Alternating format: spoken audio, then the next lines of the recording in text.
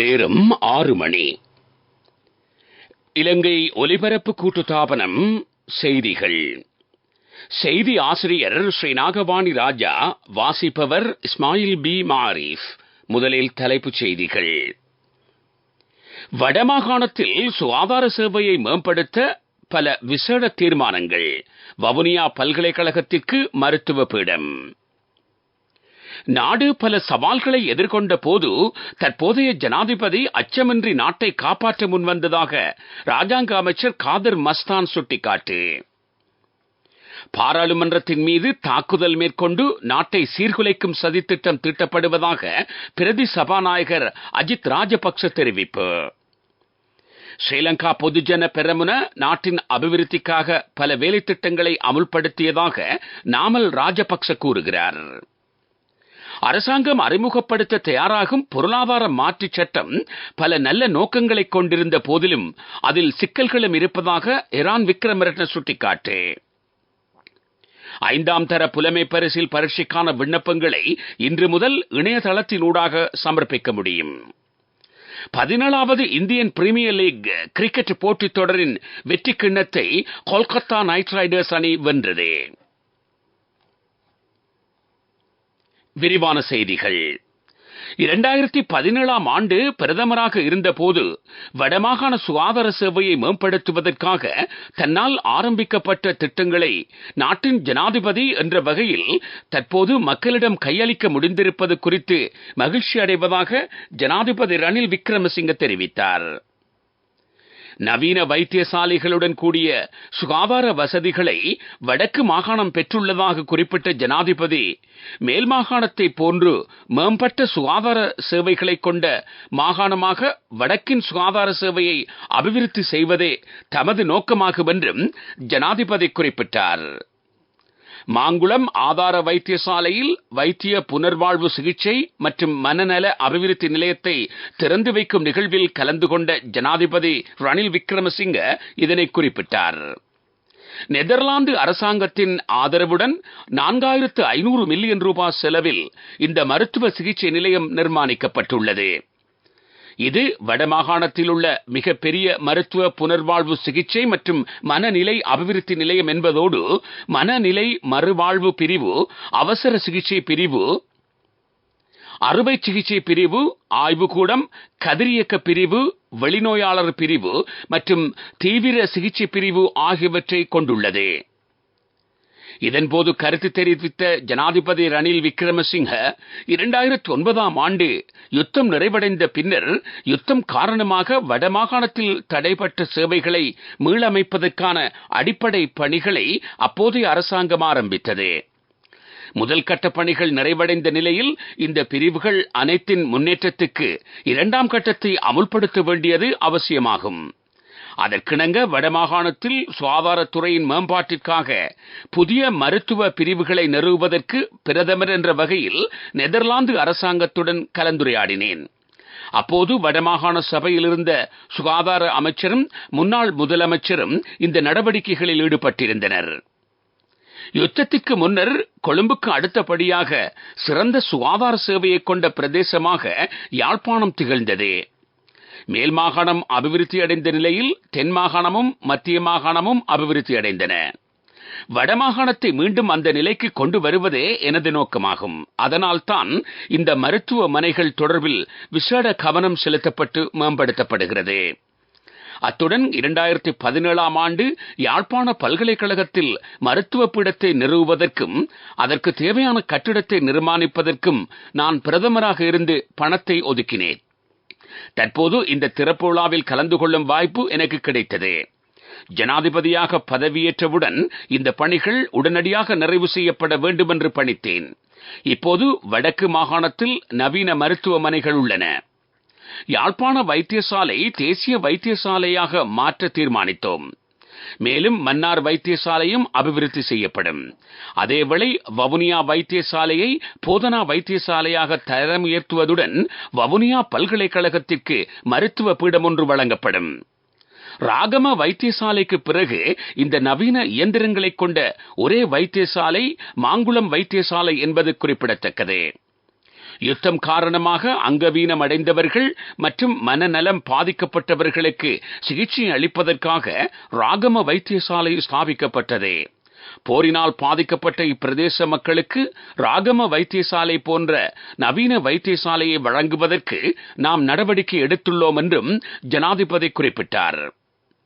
இதனிடையே நாடு பல சவால்களை எதிர்கொண்ட போது தற்போதைய ஜனாதிபதி அச்சமின்றி நாட்டை காப்பாற்ற முன்வந்தார் என்று இந்த நிகழ்வில் பங்கேற்ற ராஜாங்க அமைச்சர் காதர் மஸ்தான் தெரிவித்தார். சில வருடங்களுக்கு முன் நாடு இருந்த நிலையை மக்கள் மறக்கவில்லை. இந்த இக்கட்டான சூழ்நிலையில் இருந்து நாட்டை தற்போதைய நிலைக்கு கொண்டு வருவதற்கு ஜனாதிபதி மேற்கொண்ட அர்ப்பணிப்பின் பலன்களை நாட்டு மக்கள் தற்போது அனுபவித்து வருவதாக அவர் குறிப்பிட்டார்.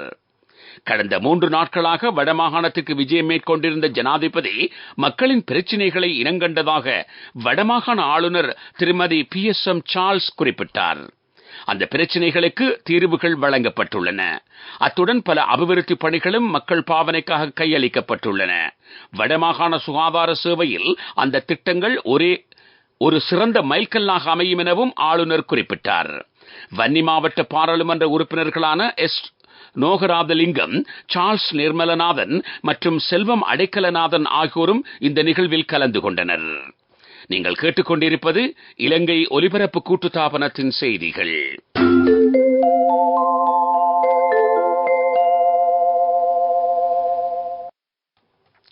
தொடர்ந்து செய்திகள். பாராளுமன்றத்தின் மீது தாக்குதல் மேற்கொண்டு நாட்டை சீர்குலைக்கும் சூசகமான சதித்திட்டம் தீட்டப்பட்டுள்ளதாக பிரதி சபாநாயகர் அஜித் ராஜபக்ச தெரிவித்துள்ளார்.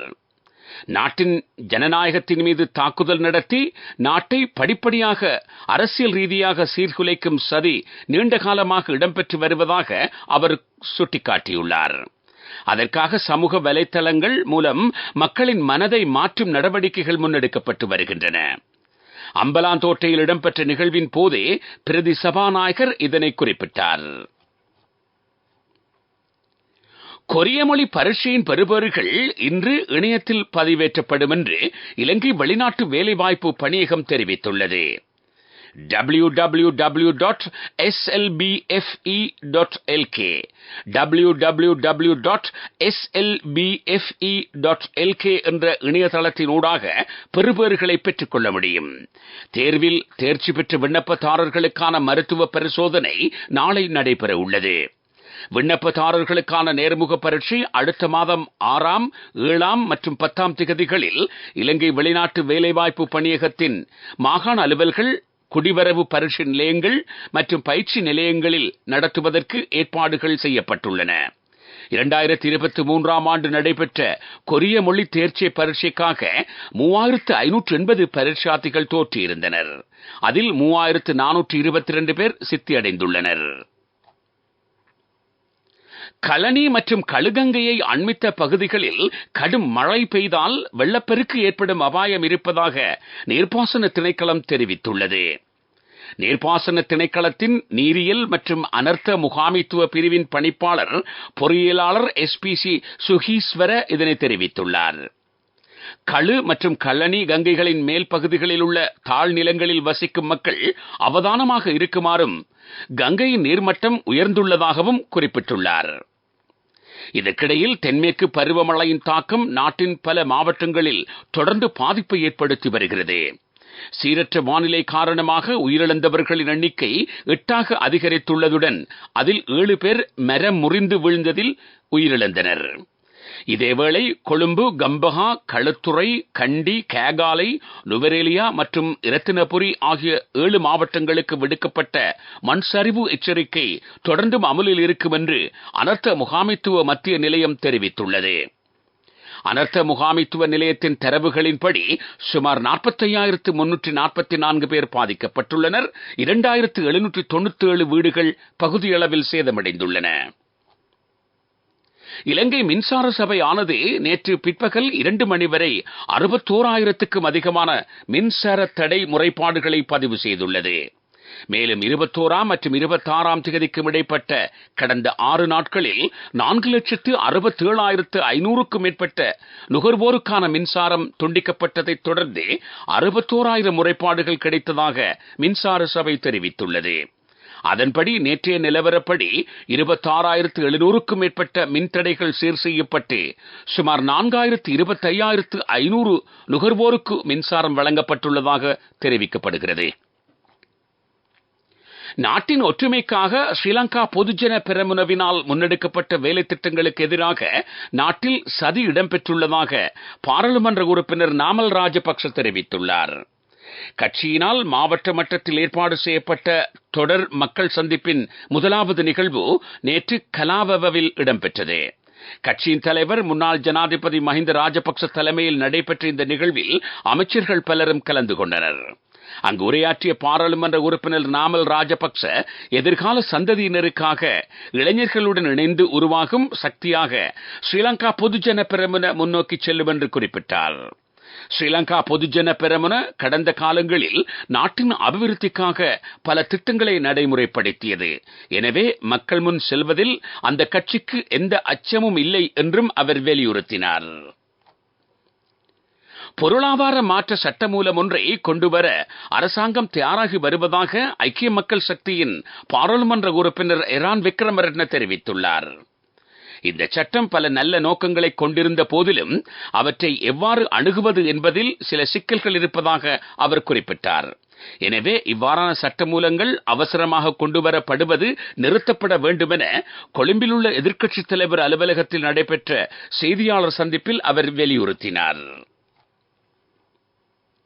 இலங்கை மற்றும் மாலைதீவுக்கான பிரான்ஸ் தூதுவர் ஜீன் பிரான்காய்ஸ் பெக்டெக்ட் திடீர் மரணத்திற்கு வெளிவிவகார அமைச்சு ஆழ்ந்த இரங்கலை தெரிவித்துள்ளது. இந்த சந்தர்ப்பத்தில் பிரான்ஸ் தூதுவரகத்துடன் நெருக்கமான ஒருங்கிணைப்புடன் செயற்பட இலங்கை தயாராக இருப்பதாக வெளிவிவகார அமைச்சு குறிப்பிட்டுள்ளது. பிரான்ஸ் அதிகாரிகளுக்கும் அவரது குடும்பத்தினருக்கும் தேவையான ஆதரவை வழங்க அரசாங்கம் தயாராக உள்ளது. பிரான்ஸ் தூதுவர் நேற்று ராஜகிரியவில் உள்ள அவரது உத்தியோகபூர்வ இல்லத்தில் உயிரிழந்த நிலையில் காணப்பட்டார். 53 வயதான அவருக்கு ஏற்பட்ட திடீர் சுகையினம் காரணமாக மரணம் சம்பவித்திருக்கலாம் என தெரிவிக்கப்படுகிறது. அவர் 2022ஆம் ஆண்டு அக்டோபரில் இருந்து இலங்கை நாட்டின் தூதுவராக செயல்பட்டார். பிரான்ஸ் வெளியுறவு அமைச்சகத்தில் பல்வேறு பதவிகளை வகித்த இவர் நேட்டோவுக்கான பிரான்சின் நிரந்தர பிரதிநிதியாகவும் பணியாற்றியுள்ளமை குறிப்பிடத்தக்கது.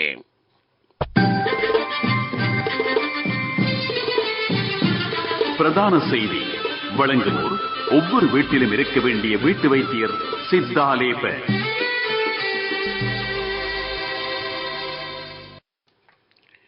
தெற்காசியாவில் வங்கிக் கணக்கு வைத்திருப்போரின் சராசரியுடன் ஒப்பிடுகையில் இலங்கையில் வங்கிக் கணக்கு வைத்திருக்கும் பெண்களின் எண்ணிக்கை 89% தாண்டியுள்ளதாக தெரிய வந்துள்ளது. இலங்கை மத்திய வங்கியின் கூற்றுப்படி தெற்காசிய நாடுகளில் சராசரியாக வங்கிக் கணக்கு வைத்திருக்கும் பெண்கள் 65.8%. அதே சமயம் இலங்கையில் 89.3% பெண்கள் வங்கிக் கணக்கு வைத்திருக்கிறார்கள். அதே பிராந்தியத்தில் உள்ள மற்ற நாடுகளுடன் ஒப்பிடும் போது அதே வருமானம் கொண்ட 15 வயதுக்கும் 24 வயதுக்கும் இடைப்பட்ட இளைஞர்களின் வங்கிக் கணக்குகளை வைத்திருக்கும் இளைஞர்களின் சதவீதம் இலங்கையில் அதிகம் என்று இலங்கை மத்திய வங்கி கூறுகிறது. இது 86%. இலங்கையின் 15 வயதுக்கு மேற்பட்ட சனத்தொகையில் 89% ஏதாவது ஒரு வங்கிக் கணக்கை கொண்டுள்ளனர். தெற்காசிய நாடுகளில் இது 68%. குறைந்த நடுத்தர வருமானமுள்ள நாடுகளில் இது 62% உள்ளது. நிதி நிறுவனங்களில் கணக்கு வைத்திருப்பவர்களில் 32% சம்பளம் அல்லது அரசாங்க பணம் பெறுவதற்கு முதலில் கணக்கை திறக்கின்றனர் எனவும் தெரிவிக்கப்பட்டுள்ளது.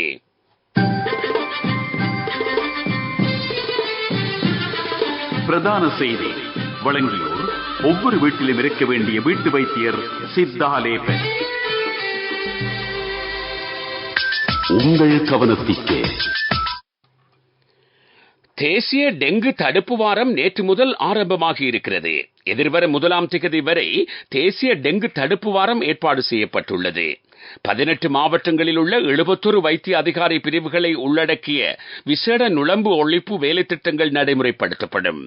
கொழும்பு, இரத்தினபுரி, நுவரெலியா உள்ளிட்ட 8 மாவட்டங்களில் டெங்கு நோயாளர்களின் எண்ணிக்கை அதிகரித்திருப்பதாக சுகாதார அமைச்சின் தேசிய டெங்கு கட்டுப்பாட்டு பிரிவின் சமூக வைத்திய நிபுணர் திருமதி அனோஜா வீரசிங்க தெரிவித்துள்ளார்.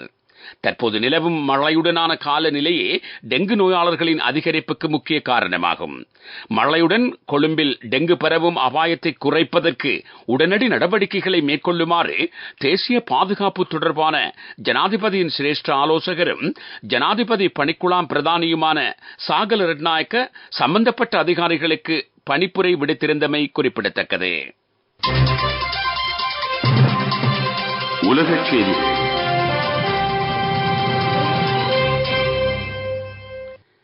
இஸ்ரேலின் டெல் அவிவ் நகரின் மீது பலஸ்தீன ஹமாஸ் போராளிகள் ஏவுகணை தாக்குதல் நடத்தியதாக தகவல் வெளியாகியுள்ளது. கடந்த 4 மாதங்களின் பின்னர் இவ்வாறு ஹமாஸ் போராளிகள் இஸ்ரேல் மீது மீண்டும் ஏவுகணை தாக்குதல் நடத்தியுள்ளதாக சர்வதேச செய்திகள் தெரிவிக்கின்றன. ஹமாஸ் போராளிகள் ராஃபா பகுதியில் இருந்து இந்த தாக்குதல்களை நடத்தியதாக தெரிவிக்கப்படுகிறது. பப்புவா நியூகினியாவில் ஏற்பட்ட பாரிய நிலச்சரிவில் சிக்கி 670 பேர் வரையில் உயிரிழந்திருக்கலாம் என ஐக்கிய நாடுகள் சபை சந்தேகம் வெளியிட்டுள்ளது. கடந்த வெள்ளிக்கிழமை குறித்த நிலச்சரிவு ஏற்பட்டு பெருமளவான மக்களும் பல வீடுகளும் மண்ணில் புதையுண்டன. தற்போதும் நிலச்சரிவு ஏற்பட்ட இடத்தில் விசேட மீட்புப் பணிகள் இடம்பெற்று வருவதாக தெரிவிக்கப்படுகிறது. எவ்வாறாயினும் குறித்த இடம் தொடர்பில் ஆராயச் சென்ற ஐக்கிய நாடுகள் சபையின் பிரதிநிதிகள் அங்கு சுமார் 670 பேர் உயிரிழந்திருக்க கூடும் என தெரிவித்துள்ளார்கள். 150க்கு மேற்பட்ட வீடுகளும் முற்றாக புதையுண்டுள்ளதாக சர்வதேச ஊடகங்கள் செய்தி வெளியிட்டுள்ளன.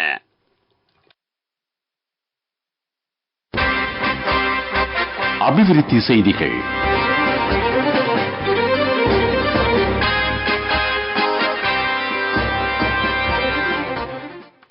ஹம்பாந்தோட்டை மாவட்டத்தின் விவசாய உற்பத்திகள் உட்பட பல்வேறு உற்பத்தி விற்பனை மத்திய நிலையங்கள் விரிவுபடுத்தப்பட உள்ளன. அதற்கான முயற்சிகளை மாவட்ட விவசாய குழு மேற்கொண்டு வருகிறது. ஹம்பாந்தோட்டை மாகம் ருகுன்புர நிர்வாக நிலைய பகுதியில் நடத்தப்படும் விற்பனை நிலையம் மக்கள் மத்தியில் பெரும் வரவேற்பை பெற்றுள்ளது. விளையாட்டுச் செய்திகள்.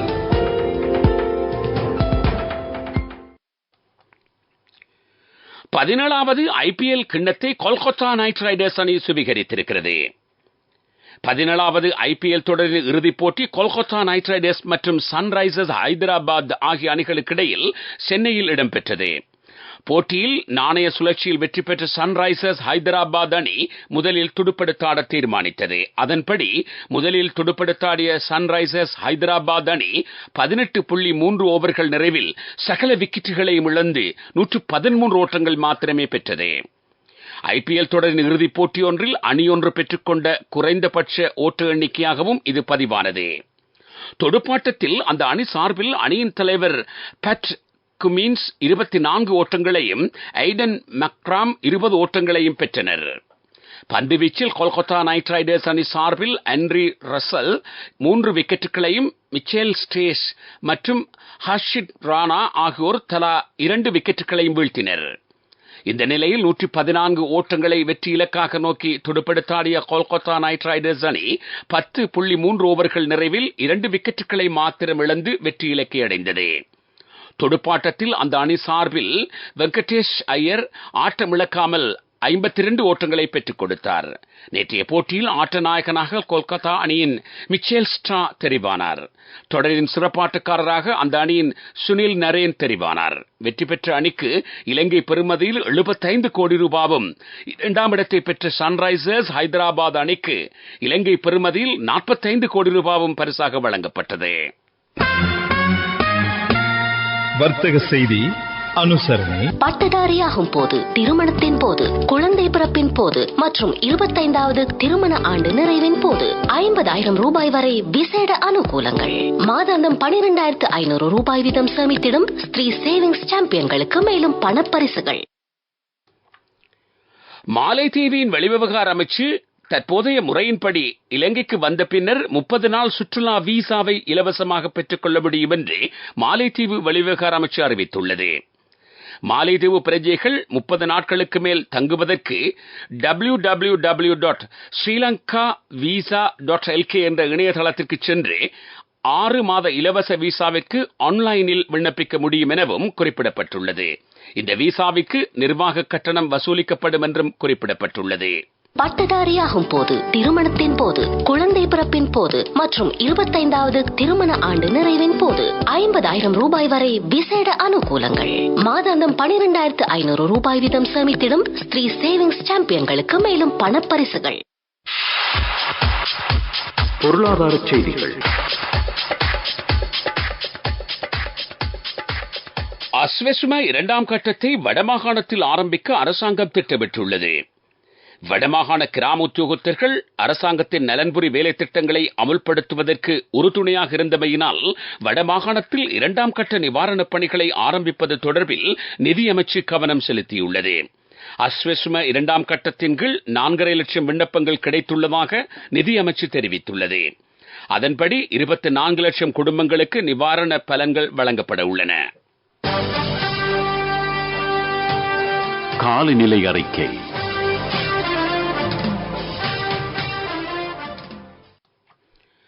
தென்மேல் பருவப்பெயர்ச்சி நிலைமை காரணமாக தற்போது பெய்து வரும் காற்றுடன் கூடிய மழை தொடரும் என்று எதிர்பார்க்கப்படுவதாக வளிமண்டலவியல் திணைக்களம் அறிவித்துள்ளது. மேல் சப்ரகமுவ, மத்திய, வடமேல், தென் மாகாணங்களில் அவ்வப்போது மழை அல்லது இடியுடன் கூடிய மழை பெய்யக்கூடும். சப்ரகமுவ மாகாணத்திலும் நுவரெலியா மாவட்டத்திலும் சில இடங்களில் 100 மில்லிமீட்டருக்கும் அதிகமான மழை வீழ்ச்சி கிடைக்கலாம். மேல் வடமேல் மாகாணங்களிலும் கண்டி, காலி, மாத்தறை மாவட்டங்களிலும் சில இடங்களில் 75 மில்லிமீட்டர் அளவில் மழை பெய்யக்கூடும். வடமத்திய மாகாணங்களில் அடிக்கடி மழை பெய்யும். கிழக்கு மாகாணத்தில் சிறிதளவு மழை பெய்யக்கூடும். மத்திய மலைநாட்டின் மேற்கு சரிவு பகுதிகளிலும் வடக்கு, வடமத்திய, மேல், தென், வடமேல் மாகாணங்களிலும் திருகோணமலை மாவட்டத்திலும் அவ்வப்போது மணித்தியாலத்திற்கு 50 தொடக்கம் 60 கிலோமீட்டர் வேகத்தில் காற்று வீசலாம். நாட்டின் ஏனைய பகுதிகளில் அவ்வப்போது 30 தொடக்கம் 40 கிலோமீட்டர் வரை காற்று வீசக்கூடும் என்று வளிமண்டலவியல் திணைக்களம் வெளியிட்டுள்ள அறிக்கையில் குறிப்பிடப்பட்டுள்ளது. காலநிலை அறிக்கை கேட்டீர்கள். மீண்டும் தலைப்புச் செய்திகள். வடமாகாணத்தில் சுகாதார சேவையை மேம்படுத்த பல விசேட தீர்மானங்கள். வவுனியா பல்கலைக்கழகத்திற்கு மருத்துவ பீடம். நாடு பல சவால்களை எதிர்கொண்ட போது தற்போதைய ஜனாதிபதி அச்சமின்றி நாட்டை காப்பாற்ற முன்வந்ததாக ராஜாங்க அமைச்சர் காதர் மஸ்தான் சுட்டிக்காட்டு. பாராளுமன்றத்தின் மீது தாக்குதல் மேற்கொண்டு நாட்டை சீர்குலைக்கும் சதித்திட்டம் தீட்டப்படுவதாக பிரதி சபாநாயகர் அஜித் ராஜபக்ச தெரிவிப்பு. ஸ்ரீலங்கா பொதுஜன பெரமுன நாட்டின் அபிவிருத்திக்காக பல வேலை திட்டங்களை அமுல்படுத்தியதாக நாமல் ராஜபக்ச தெரிவிக்கிறார். அரசாங்கம் அறிமுகப்படுத்த தயாராகும் பொருளாதார மாற்று சட்டம் பல நல்ல நோக்கங்களை கொண்டிருந்த போதிலும் அதில் சில சிக்கல்களும் இருப்பதாக Iran Wickramaratne சுட்டிக்காட்டு.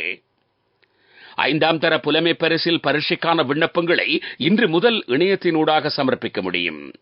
17வது Indian premier league cricket போட்டித் தொடரின் வெற்றி கிண்ணத்தை கொல்கத்தா நைட் ரைடர்ஸ் அணி வென்றது.